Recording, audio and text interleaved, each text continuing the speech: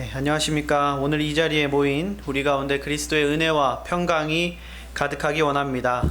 여러분은 예수 그리스도를 믿으십니까? 여러분의 마음의 주인으로 예수님을 영접하셨습니까? 그렇다면 예수님을 믿는 저와 여러분은 구원받은 그리스도인입니다. 그리고 구원받은 그리스도인에게는 그들에게 주어진 합당한 의무가 있습니다. 그것은 계속해서 예수님을 닮아가는 것입니다. 우리의 믿음이 계속해서 성장하는 것을 말합니다. 그렇다면 한 가지 질문을 더 드리고자 합니다. 여러분이 처음 예수님을 만나고 구원받은 그 처음 기뻤을 그때와 지금을 함께 기억해 본다면 여러분의 믿음은 과연 얼마나 성장했다고 말할 수 있으십니까? 오늘 본문이 속한 마태복음은 몇 가지 중요한 이슈를 가지고 있습니다. 그 이슈 중에 하나가 바로 믿음의 크고 작음입니다. 큰 믿음과 작은 믿음을 마태복음에서는 전체적으로 이야기를 하고 있습니다. 마태복음에 나오는 큰 믿음을 가진 사람, 큰 믿음, 너의 믿음이 크구나 하는 큰 믿음을 가진 사람은 두 명이 나옵니다. 한 명은 마태복음 8장에 있는 백부장이고요. 다른 한 명은 오늘 본문에 나오는 수로보니게 여인입니다. 그리고 마태복음에는 총 5번의 작은 믿음, 믿음이 작구나 하는 작은 믿음이 등장합니다. 그런데 이 작은 믿음, 이 작다는 믿음의 책망은 한 집단을 가리키면서 얘기합니다. 그 집단은 바로 오늘 본문에 나오는 예수님의 제자들입니다. 5번의 작은 믿음의 책망은 모두 제자들이 그 이야기에 속해 있습니다. 즉 오늘 본문을 잘 알고 보면 작은 믿음의 제자들에게 이방 여인을 통해서 예수님께서 큰 믿음이 무엇인지 보여주고 가르쳐주는 이야기임을 우리가 알 수 있습니다. 지금 우리는 2000년대를 살아가고 있습니다. 이 당시 예수님과 함께 했던 이 당시 마태복음 이 시기에는 제자들이나 사람들이나 본인들이 예수님 앞에 직접 나아가서 예수님과 대화를 하고 요청을 할 수 있었습니다. 하지만 지금 현 시대를 살아가는 우리들은 예수님께 다가가는 방법이 바로 예배 그리고 기도의 방법으로 예수님과 다가가고 예수님과 교제하고 대화를 할 수 있습니다. 그러므로 오늘 말씀을 통해 수로보니게 여인과 제자들의 그 믿음을 비교해 보고자 합니다. 그리고 어떻게 하면 큰 믿음으로 성장할 수 있는지 예수님께 나아가는 기도와 연관지어 함께 나누어 보고자 합니다. 수로보니게 여인과 제자들의 믿음은 크게 두 가지 영역에서 비교가 가능합니다. 첫 번째 영역은 바로 중보의 영역입니다. 먼저 오늘의 주인공인 이 여인에 대해서 살짝 살펴보기 원합니다. 제가 수로보니게 여인이라고 말씀드렸는데요. 오늘 본문에는 그냥 가나안 여자라고 나와 있습니다. 수로보니게 여인은 오늘 말씀과 병행 말씀인 마가복음 7장에서 수로보니게 여인이라고 소개합니다. 마가복음 7장 26절에서 그 여자는 헬라인이요 수로보니게 족속이라 라고 소개합니다. 성경에 가나안 여인은 굉장히 많기 때문에 이 여인을 한 번에 말하고 싶을 때 보통 수로보니게 여인이다 라고 표현하고는 합니다. 오늘 말씀에서는 이 여인과 제자들이 모두 중보하는 모습을 보여줍니다. 22절에서 이 여인은 자신의 귀신 들린 딸을 위해서 예수님 앞에 나와서 예수님께 요청합니다. 그리고 23절에서는 제자들이 예수님께 그녀를 보내달라고 요청합니다. 이 보내달라는 요청은 그냥 쫓아내라는 요청이라기보다는 빨리 소원을 들어주고 가라고 말씀해 주십시오 라는 요청으로 보여집니다. 왜냐하면 예수님께서는 그 이전에 이미 8장에서도 이방인인 백부장의 믿음을 칭찬하시고 그의 소원을 들어주셨고, 또한 제자들의 요청에 예수님께서 하신 대답이 나는 이스라엘만을 위해서 여기 와 있어, 나는 이스라엘 사람들만을 위해서 와 있기 때문에 그들의 소원만 들어줄 거야 라는 뉘앙스의 대답을 하신 것으로 봤을 때 제자들의 요청은 그냥 빨리 들어주시고 보내버리시죠 라는 뉘앙스의 요청인 것을 우리가 알 수 있습니다. 이 여인과 제자들 모두 다른 사람을 위해 예수님께 중보했습니다. 그런데 여기에서 발생하는 차이는 진심 어린 마음이 담겨 있느냐 아니냐는 차이입니다. 제자들은 23절에서 그 여자가 우리 뒤에서 소리를 지르오니 그를 보내소서라고 말합니다. 여기서 소리 지르다는 단어는 미완료형으로 그녀가 예수님께서 대답하시기 전까지 계속해서 소리 지르면서 간곡히 요청한 것을 말합니다. 소리를 질렀다는 거죠. 그래서 듣기 싫은 소리를 지른 것을 말하는데, 그래서 제자들은 그 소리에 짜증이 났을 것이고, 그래서 예수님께서 그냥 빨리 들어주고 보내시는 게 어떻습니까? 라고 예수님께 요청을 했던 것입니다. 이런 제자들에 반해 이 여인의 딸을 위한 중보는 진심이었습니다. 오늘 본문은 이 여인과 딸에 대해 모든 할 수 있는 부정적인 단어는 다 써서 설명을 합니다. 가나안, 여자, 딸, 흉악하게, 귀신 들리다. 이 짧은 한 절에서 5개의 부정적인 단어를 사용하면서 이 여인과 이 딸의 처지를 설명하고 있다는 거죠. 즉 의도적으로 그곳에 있는 사람들과 이 마태복음을 읽는 청중들에게 이 여인과 이 딸을 굉장히 안 좋은 선입관을 씌게 만드는 표현이라는 것입니다. 가나안, 즉 이방인이었고 남성 중심 사회에서 여성으로 소개되고 있으며 고쳐야 할 사람도 여성입니다. 그리고 귀신에 들려 있으며 그냥 귀신이 아니고 흉악한 귀신에 들려 있다고 말합니다. 이 흉악하다는 단어는 카코스라는 단어인데, 이 단어의 뜻은 도덕적으로는 나쁜이라는 뜻을 가지고 있고, 육체적으로는 병든 또는 위험한이라는 굉장히 집합적인 표현을 가지고 있습니다. 그래서 한글 번역 성경에서는 흉악한 귀신이라고 표현을 한 것입니다. 즉 이 딸이 들린 귀신은 그냥 귀신이 아니고 부도덕하고 병들게 하고 그리고 남을 위협하는 그런 위험한 귀신 들린 이방 여인이라는 것을 굉장히 자세하게 짧은 한 절에서 집약해서 설명하고 있습니다. 하지만 수로보니게 여인은 자신의 그런 신분과 딸의 처지와는 관계없이 딸을 위해 주님 앞에 나아옵니다.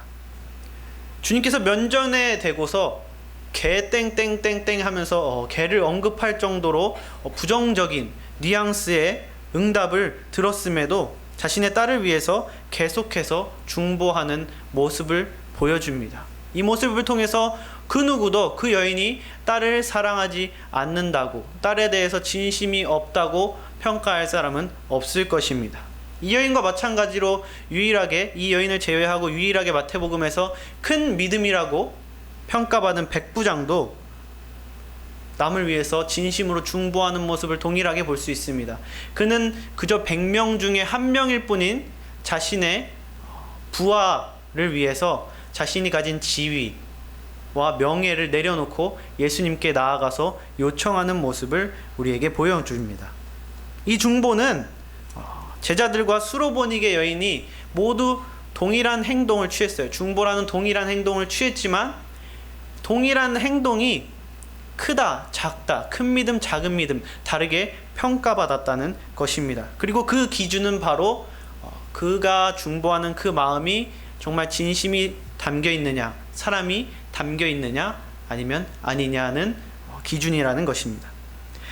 여러분, 물론 중보 기도를 안 하는 것보다는 하는 것이 중요합니다. 내가 아닌 남을 위해서 기도한다는 것 자체가 굉장히 큰 믿음을 가지고 있고 성숙하다는 것을 나타내 줍니다.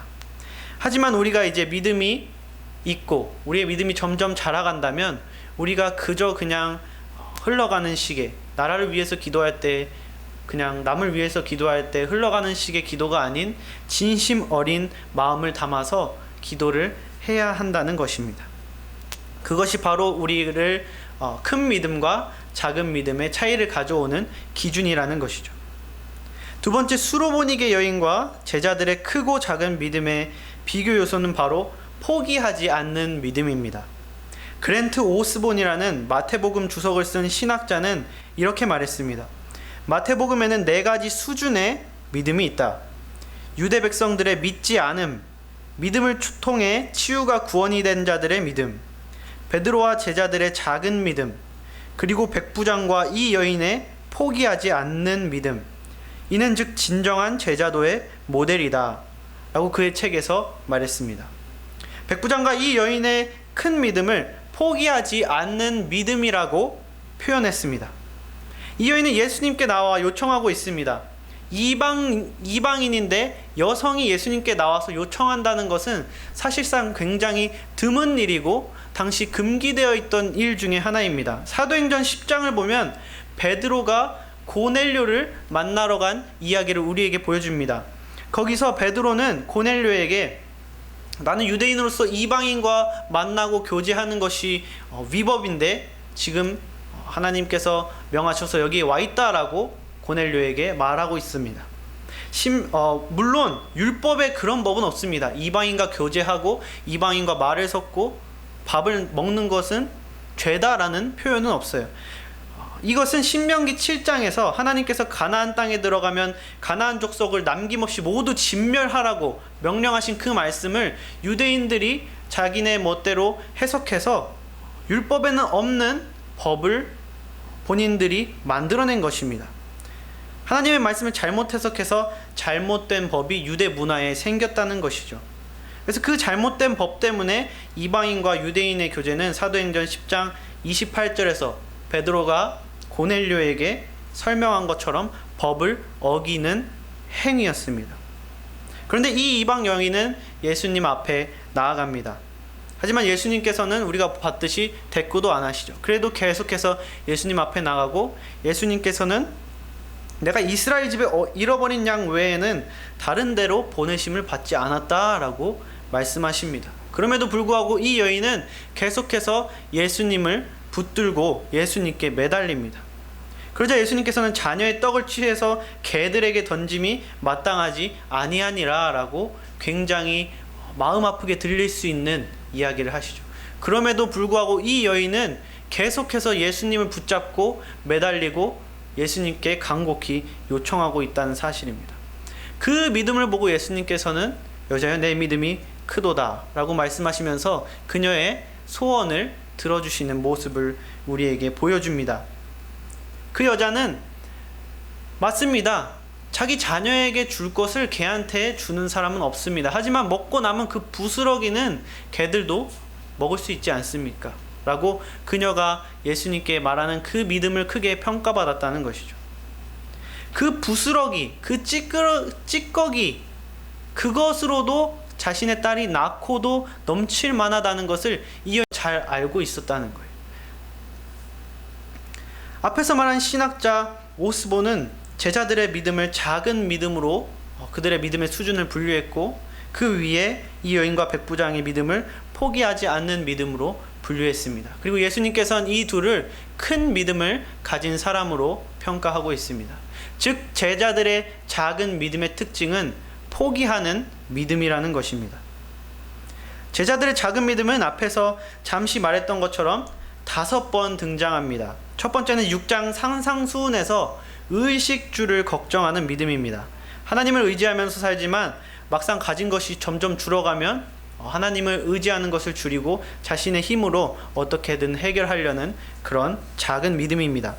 두 번째는 8장에 나오는 풍랑 가운데 두려워하는 믿음입니다. 예수님과 함께 배를 타고 건널 때 그들은 아무 두려울 것도 없었지만 점점 풍랑이 거세지고 예수님은 계속 잠만 자고 계시자 두려워서 예수님을 깨우는 그런 작은 믿음입니다. 세 번째는 14장에 나오는 물 위를 걷다가 바다에 빠진 베드로의 믿음입니다. 맨 처음에 예수님을 믿고 용기 있게 물에 발을 디뎌서 물 위를 걷습니다. 그런데 걷다 보니 점점 두려운 마음이 생겨서 의심하고 다시 빠져버리게 되는 작은 믿음입니다. 네 번째는 16장에 나오는 바리새인과 사두개인의 그 누룩 비유를 제자들이 잘못 해석해서 생긴 작은 믿음입니다. 이 비유를 이해하지 못하고 자기들 멋대로 해석해서 예수님께 꾸중을 들은 그런 작은 믿음입니다. 마지막으로 5번째 작은 믿음은 17장에 나오는 간질 귀신 들린 아이를 고치지 못하는 제자들의 믿음입니다. 제자들은 마태복음 10장에서 예수님께서 그들에게 병고침과 귀신을 내어 쫓을 수 있는 권세를 주시고 가서 그것을 행하고 다니라고 말씀하셨고 제자들은 이미 마태복음 10장부터 그런 능력을 받고 행하고 다니고 있었습니다. 그런데 17장에서 간질 귀신 들린 아이를 고치고 그 귀신을 내쫓지 못하는 작은 믿음을 보여줍니다. 그래서 예수님께서는 겨자씨만한 믿음이 있어도, 그것만 있었어도 너희가 이 산을 들어 저리로 옮길 수 있었을 거다라고 하면서 그들의 작은 믿음을 책망하셨습니다. 포기하지 않는 믿음과 포기하는 믿음, 이것이 바로 제자들과 이 여인의 크고 작은 믿음의 차이였다는 것입니다. 포기하는 믿음, 제자들이 했던 포기하는 믿음의 특징도 일단은 시작은 했다는 거예요. 그래서 그것을 해낸 경험도 이미 가지고 있습니다. 베드로도 물 위를 걷다가 물에 빠졌고요. 제자들도 귀신을 쫓고 있었는데 이 귀신을 못 쫓았던 거예요. 그 앞에 있던 것도 마찬가지입니다. 원래 못하던 것을 못해서 네 믿음이 작다라고 혼난 게 아니고, 너네가 그거 믿음으로 하고 있었는데 왜 갑자기 그걸 못하게 됐니? 믿음이 작은 자들아 라고 혼인하고 있다는 사실입니다.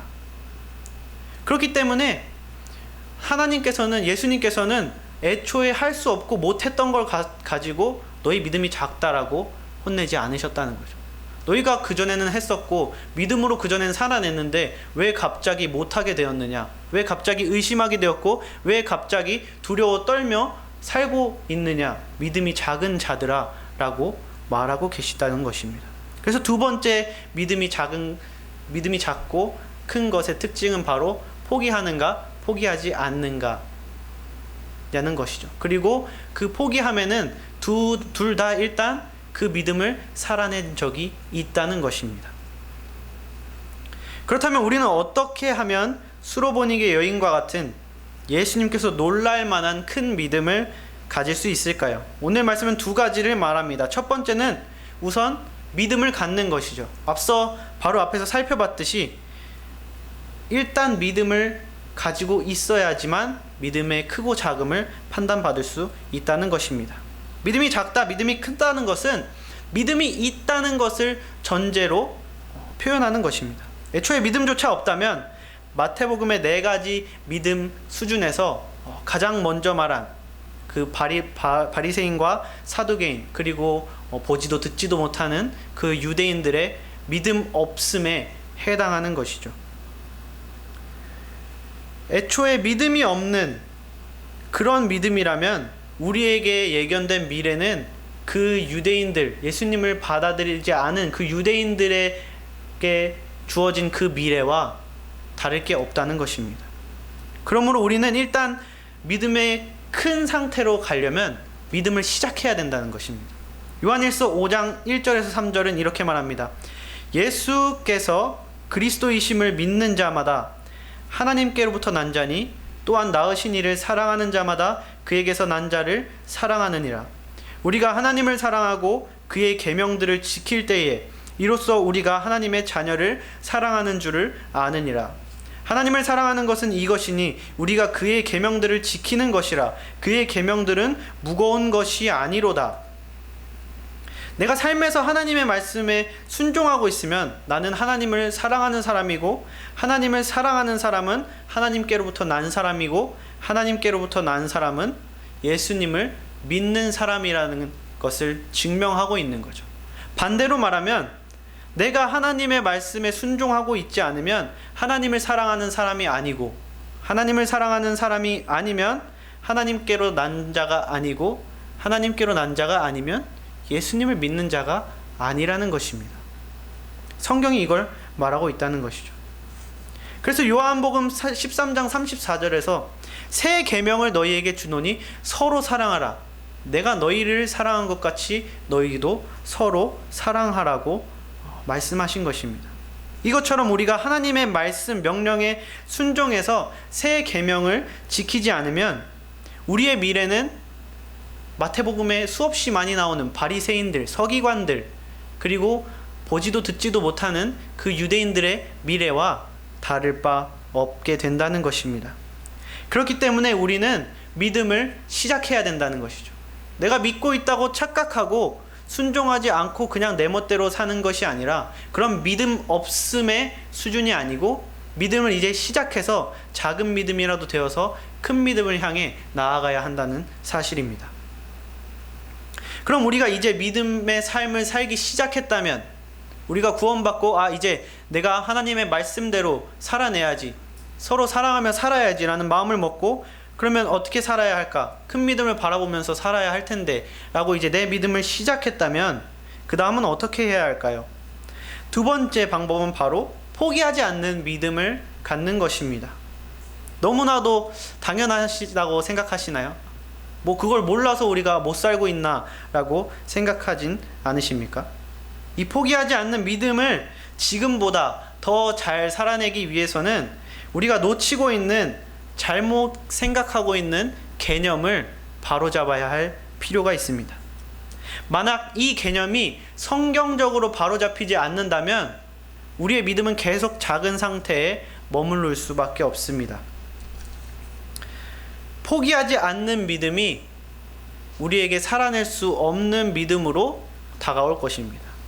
그렇기 때문에 그리고 우리가 이 개념을 성경적으로 바로 잡게 된다면 포기하지 않는 믿음이 지금처럼 살 수 없을 것 같고 너무 어려울 것 같은, 그리고 아까 요한일서 5장에서 말했듯이 무거운 것이 아니게 우리에게 다가오게 될 것입니다.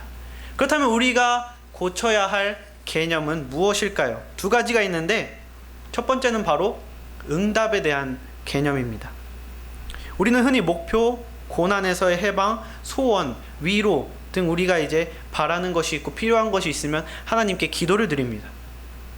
그런데 그것이 이루어지지 않으면 하나님께서 응답해 주지 않으셨다라고 우리는 흔히 생각합니다. 그래서 어쩔 때는 그것에 응답해 주시지 않은 하나님이 미울 때도 있고 걸려 넘어져서 하나님을 멀리하게 될 때도 있습니다.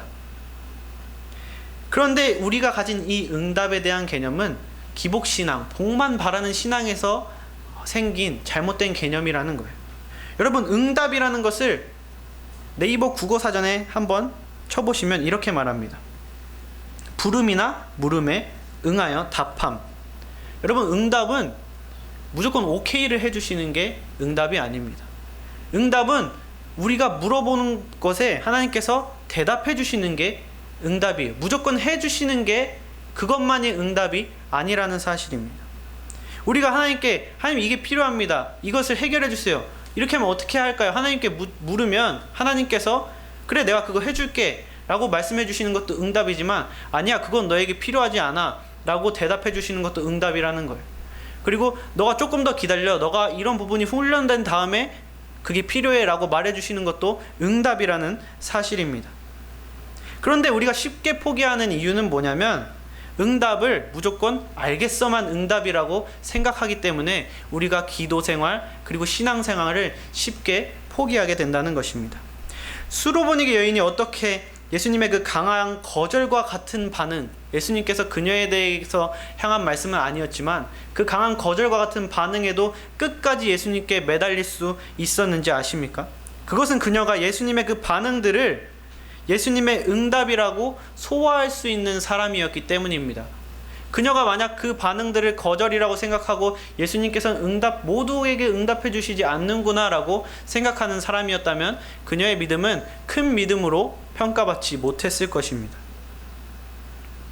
하나님께서 내 기도에 yes, no 아니면 wait, 기다려 라고 응답하실 수 있어 라는 개념으로 우리의 응답에 대한 개념을 올바르게 바꾼다면 포기하지 않고 끝까지 기도하며 사랑할 수 있는 사람이 조금 더 되기 쉬워질 것입니다.